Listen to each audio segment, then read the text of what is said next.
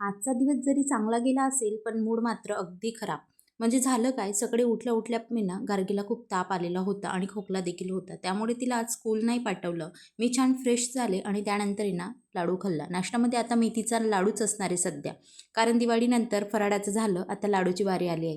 त्यानंतर आहे ना स्वयंपाक वगैरे केला आणि स्वयंपाकात आहे ना आज वांग्याची भाजी बनवली होती, जी की अशी आम्हा दोघांना प्रचंड आवडते. जेवणं वगैरे केले आणि त्यानंतर आहे ना 1 ग्लास ताक जे होतं ना ते प्यायला घेतलं. सगळीकडे थंडी जरी पडत असली ना, इकडे मात्र एवढी उकडीचं ऊन पडत आहे आणि प्रचंड असं गरम होतंय.